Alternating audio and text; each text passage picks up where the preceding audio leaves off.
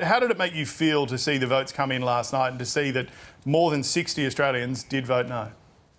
It was a weird feeling, really. It's not like your normal campaign, you know, an election campaign. This is about the heart and soul of this nation and how we're going to be moving forward.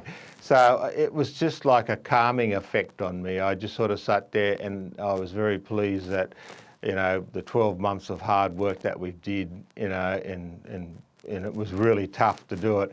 And the Australian people, you know, rewarded us for that. Why do you think you won? Why do you think the No campaign won? Well, there's several things. The first thing was the mistake of people haven't learned from history about referendums. Referendums have to have a bipartisan approach, whether you like it or not. You have to reach out to the other side and you have to have a conversation with them and come together on supporting that. So that was the first mistake that they did. And then the second mistake was that when it became very obvious, because through the polling and everything, that people wanted more detail about it, they should. I would have, if I was in their campaign, I would have changed track and actually gave some detail and talked about that. But so that these are the things that come. There's a lot of Australians who would have wanted, who I do know, who wanted to vote yes but voted no because of those two things. All right. You said a few times throughout the campaign you'd wanted to defeat this proposition and that the hard work was going to begin on Sunday morning. So what hard work's beginning today? Well, for me at the moment is doing these interviews and that. Then we'll have conversations with the team and that. And look, there's going to be, you know, there's a call for a week of, you know, reflection and silence and that.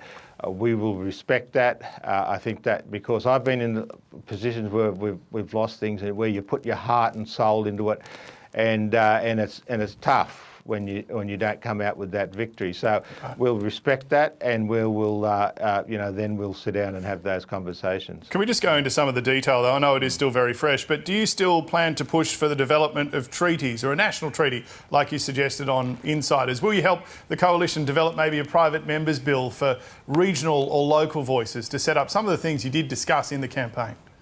Well, the things that I discussed is that I don't support a national treaty. I don't support that at all. I've never supported that, and it's all through my writings and everything like that. I didn't support the way that the Yes campaign were going to take this down. I didn't support the Makarrata Commission and that.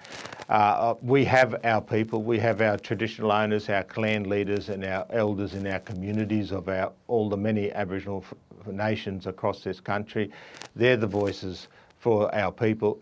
Our culture tells us we can't talk for someone else's country except, you know, and they can't talk for us. And so that's why it's got to be. Local treaties. But so you're not going to start work towards local treaties like you suggested a few weeks back?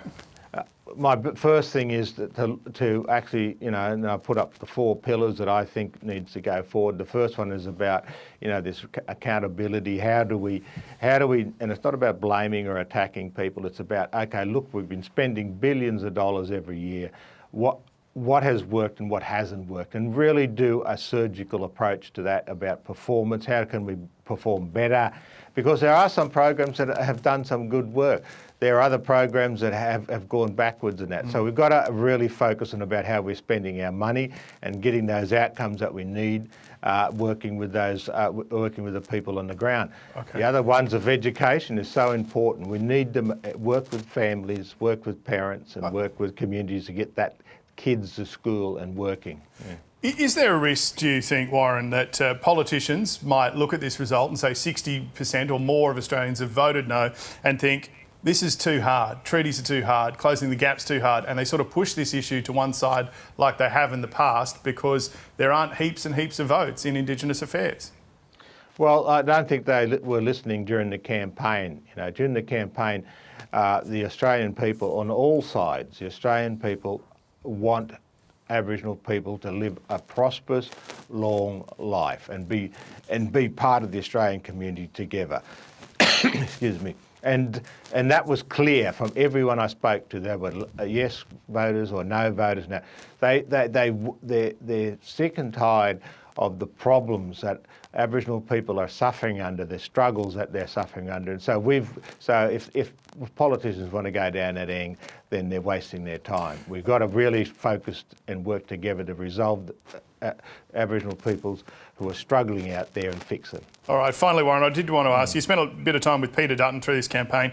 Do you think he, and probably more importantly, do you think the coalition is serious about closing the gap and serious about achieving reconciliation in this country?